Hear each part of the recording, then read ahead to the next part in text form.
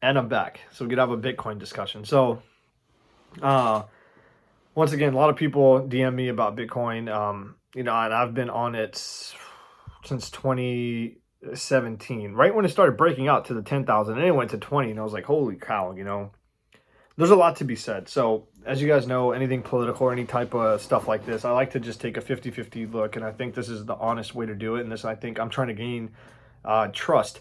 I don't want to just be selling a bag of goods, right? So, I got to give not political, but I got to give the left side and the right side, the bear or the bull side. I'll give you my opinion. I'll tell you when it's my opinion time, and then I'll let you make your decision, and hopefully you gain some information. So, Bitcoin, essentially, let's do the bear side of it, like why it's bad. Right now, we're able to dig ourselves out of this crises we're going through right now, and the '08 crises, because we had the ability to print more and more money. We had the ability to just say, okay, shit, throw some cash at it, get it going now. We'll make the cash back on the back end as we get taxes and stuff.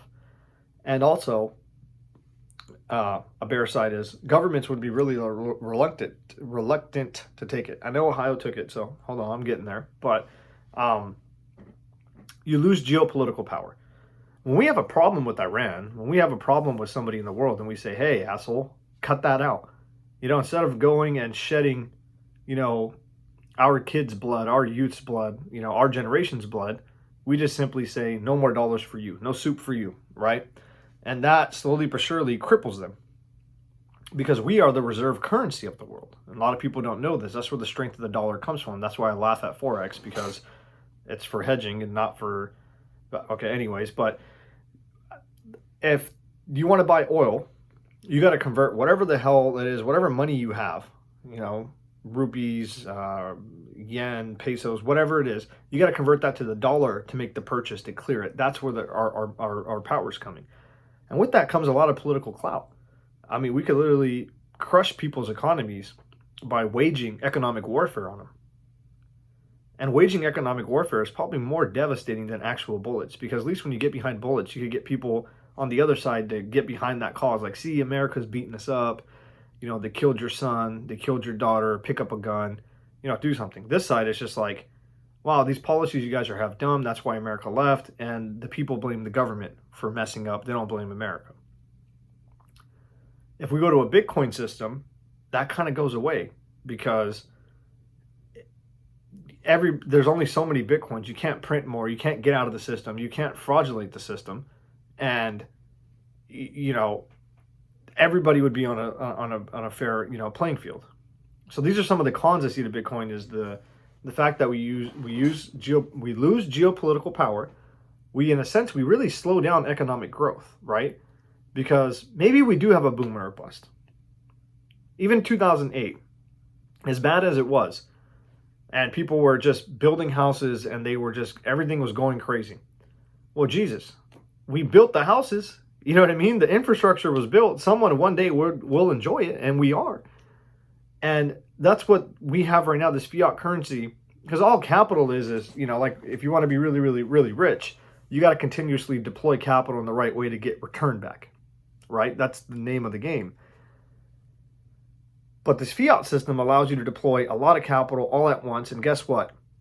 If you go broke, you could say, oh, gee, shucks, oh, golly, oh, whatever, I'm broke, and I'm going to go declare bankruptcy. And then you get to start over. With Bitcoin backing, you lose your Bitcoins, no one's going to just give you a start. You'd have to go from, you had credit, you had something, all the way back down. And in my head, that's what I'm thinking. And like I said, I'd love to hear you guys' comments, what you guys think of this. But it destroys this whole system. So let's go over the pros. It destroys the system. So there's no more going to be, yay, we're rich, oh, crap, we're poor. Yay, we're rich, oh, crap, we're poor. And saving is what actually means something. So if you buy a Bitcoin, you hold it, there's not going to be more of it. The government can't just print more Bitcoins. So yours will actually have value. So you could trade that Bitcoin for goods and services, and you essentially would eliminate inflation. So that's a positive.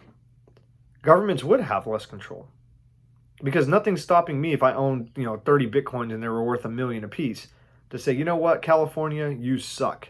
You know what? I don't like your politics. Or even if you said, I don't like America anymore. and you just picked up and said, I'm going to Mexico, or I'm going to Canada, or India, or wherever, then you just take your money, you take it over there, and America can't charge you, tax on it now like they did before. You just put it on a USB drive or just carry it over, and you start spending money and doing economic things there. It gives you absolute freedom.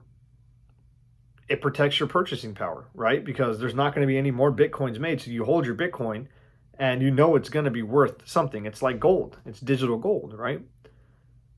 And also Bitcoins could be spread out, and they can be spread out across the world, because one Bitcoin, you could break one Bitcoin down to like 1 trillion Bitcoins. It could be like 0.000000001 of a Bitcoin. That's what you own. You know what I mean? And you use that to, I don't know, buy this pen, right? So it could still work that way. But it protects the person that actually saves that Bitcoin, because even if you keep breaking it down, it just makes that one whole Bitcoin worth more. And the more it breaks down, you know what I mean? It makes sense. But the negative on that is, like I said, you will never be able to print your way out of things. Deploying capital would be a lot slower. Moving in and out of crises would be a lot slower, but in a sense you would say crises would slow down anyways, because people would be more reluctant, because there isn't going to be no bailout. It's a true capitalist system. We really would be moving towards a world with no borders. Why? If all of a sudden all the Bitcoins in the world were, let's say, Mexico, all right? And it doesn't really make any sense to build that wall then, right? Because we need their Bitcoins in order to do stuff here. Because if they had, hypothetically, let's just say they had 20 million Bitcoins, the whole world worked on Bitcoins, we would have to say, shit, okay, we need you guys to come so you could deploy, your capital to move us around and put your Bitcoin to work. And then you would make, essentially more money off the Bitcoin once it's put to work. But it eliminates that border cost. But at the same time, it would heighten it, because why would you ever want to go to South Africa or develop it? Because you can't make monies, because the people that own the crypto would be the investors.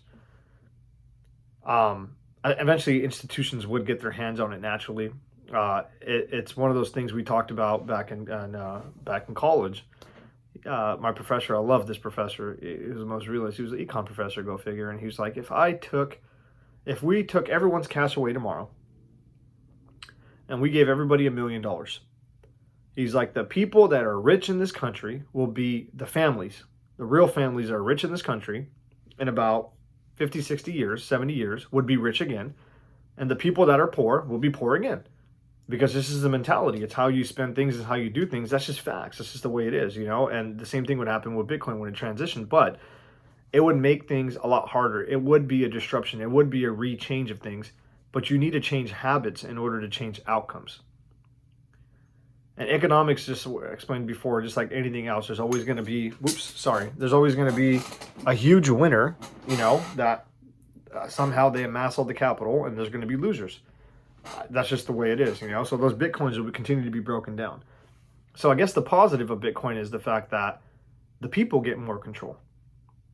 You as the worker, as a regular person working a 9 to 5, if you actually decided to save, it would actually be worth the damn. Because your dollars wouldn't be worth less. And, think of it this way. You used to be able to buy a bag of hot Cheetos for $1 at the gas station in the early 2000s. Now you go to the gas station, that same dollar, you need 2 of them to buy a bag of hot Cheetos. Well, if it was Bitcoin, if it cost you 0.001 Bitcoin, it would probably cost less Bitcoin in the future, right? Because the value of Bitcoin would go up. Because as, there's only so much of it, and as it gets distributed more, the more you hold of it, the more power and the more purchasing power you got. So it makes sense. So my biggest arguments against it is geopolitical power and government power of printing and inability of boom and bust. My for it is people get the power, and you get to protect purchasing power, and it really does stop a lot of bad things from happening. And now, guys, there's a lot to go into when it actually comes down to what is Bitcoin and the decentralizations and the computer solving a math problem to verify the transaction, and it gets added to a blockchain as triple ledger. Like triple ledger accounting is like, how you had a debit and a credit. Like I give you $1, you give me $1. We both report that, so we're like, yep, it happened. And the triple ledger is like, think of my head in the middle. It's saying, yep, not only did Joe give Parm $1 and Parm give Joe $1. Here I am to back it to say it. So it's like 3 verified checks that this thing happened.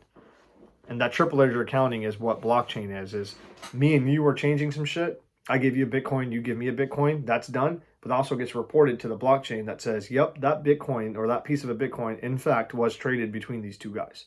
So the technology is great behind it. I think in the next 10 years, we're going to get more and more and more triple ledger accounting. The world will never go back. So there will be more verifications, better and protected.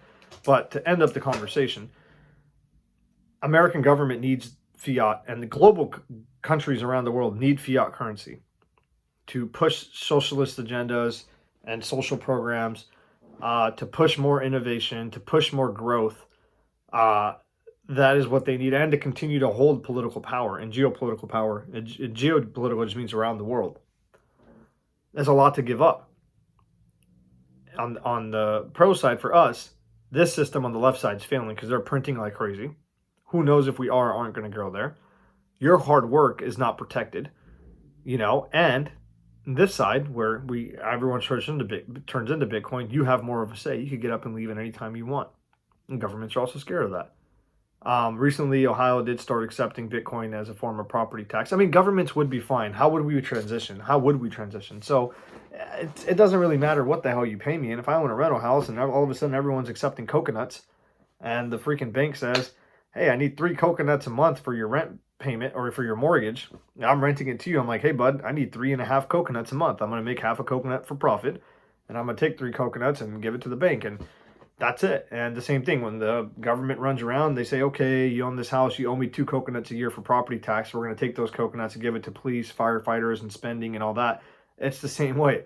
It doesn't matter what it is. The government's still going to have control, because then I'm like, screw you, I'm not going to pay you. Well, then we take a lien on your house or your property or whatever it is, your business, whatever it is that you own, and we forcibly kick you out.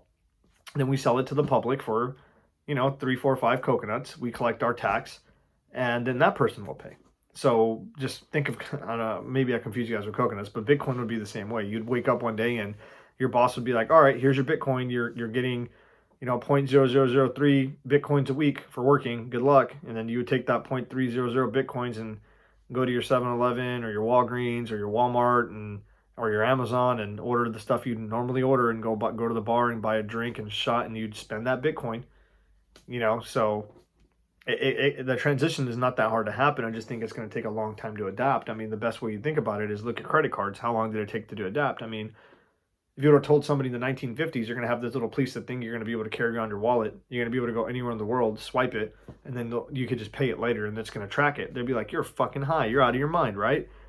Bitcoin's going to be the same way. It's probably going to take 20, 30, 40 years in order for it to get there.